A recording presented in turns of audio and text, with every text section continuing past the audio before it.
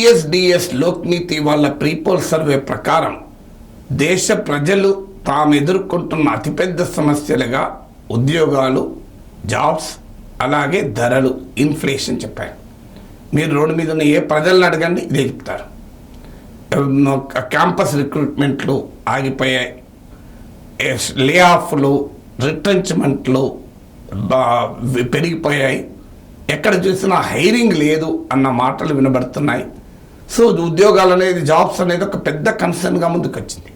దాంతో petrol, diesel ధరల నుంచి మొదలుకొని ఫుడ్ ప్రైసెస్ భయంకరంగా పెరిగాయి ఈ 10 ఏళ్లలో.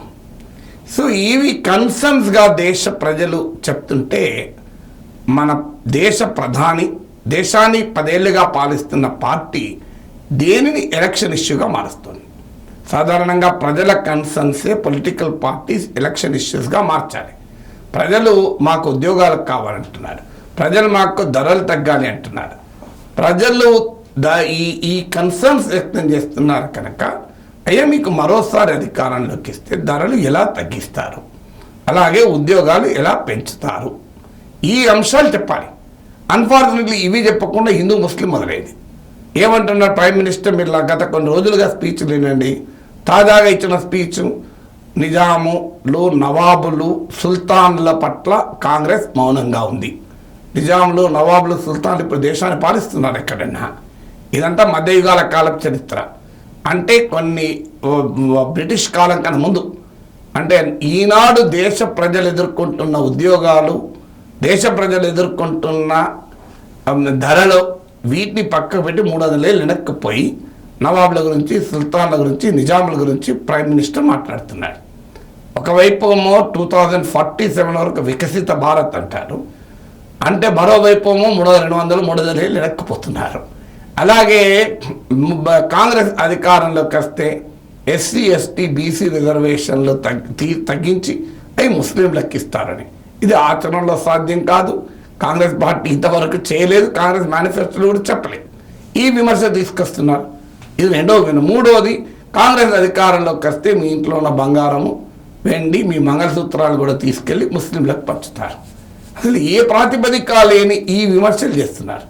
అంటే క్లియర్గా గత కొన్ని రోజులుగా నరేంద్ర మోడీ ప్రచారం మొత్తం ముస్లింలు హిందూ ముస్లిం డివైడ్ తప్ప మరో అంశమే లేదు. ఎంతకాలం ఈ మతపరమైన ఎజెండాతో రాజకీయాలు చేస్తారు? ఇవాళ హిందువులకైనా ముస్లింలకైనా కావాల్సింది ఉద్యోగాలు, హిందువులకైనా ముస్లింలకైనా కావాల్సిన ధరలు తగ్గడం. ముస్లిం మతోన్మాదాన్ని ఎవరు అంగీకరించరు, ముస్లిం అపీల్మెంట్ పాలిటిక్స్లో అంగీకరించరు. కానీ దేశ ఎలక్టోరల్ డిస్కోర్సే ఇవాళ ముస్లింల చుట్టూ తిరిగితే ఏ రకమైన రాజకీయం అవుతుంది? మరోవైపు ఇంకోవైపు ఏం చెప్తున్నారు? మోడీ హయాంలోనే ముస్లింలకు బాగా లాభం జరిగిందని మరో ఆర్గ్యుమెంట్ చెప్తున్నారు. ఇంకో ఉజ్వల స్కీమ్ కింద ముస్లింలకి ఎక్కువ వచ్చాయి, ఇంకో పలానా టాయిలెట్ స్కీమ్ కింద ముస్లింలకి ఎక్కువ వచ్చాయని మళ్ళీ లెక్క చెప్తున్నారు.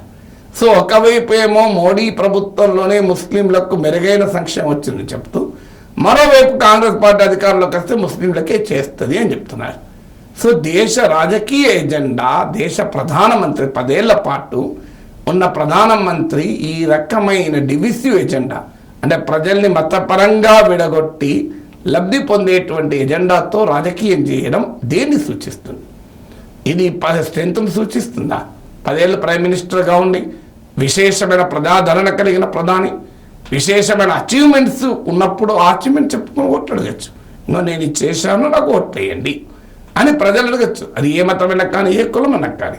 కానీ తాను చేసుకున్నదే తాను చెప్పుకోవడం లేదు అంటే అర్థం ఏంటి? తాను చేసింది చెప్పితే ప్రజలు ఓటేయాలని అనుమానమా? మీరు 2014లో గుజరాత్ మారాలన్నారు, ఇప్పుడు దాని గురించి ప్రస్తావన లేదు. 2014లో విదేశాల నుంచి నల్లధనం తెస్తామన్నారు, దాని గురించి అసలు పొరపాటున కూడా ప్రస్తావించడం లేదు. డిమానిటైజేషన్ ద్వారా నల్లధనాన్ని అరికట్టామన్నారు, డిమానిటైజేషన్ వల్ల ప్రజలకు ఏ లాభం జరిగిందో ఎక్కడా వివరించడం లేదు. జిఎస్టీ యొక్క గేమ్ చేంజర్ అన్నారు, జిఎస్టీ ద్వారా ప్రజలపైన పన్నుల భారం తగ్గిందా చెప్పాలి కదా. సో ఎక్కడా చెప్పకుండా కేవలం మళ్ళీ మతం ప్రాతిపదికగా ప్రజల్ని విభజించే రాజకీయ ఎజెండా 10 ఏళ్ల పాటు ప్రధానమంత్రిగా ఉండి విశేషమైన ప్రజాదరణ కలిగిన నాయకునికి బలమనిపించుకోదు. 400 సీట్లు ఆశిస్తున్న పార్టీకి అది బలహీనతగానే కనిపిస్తుంది.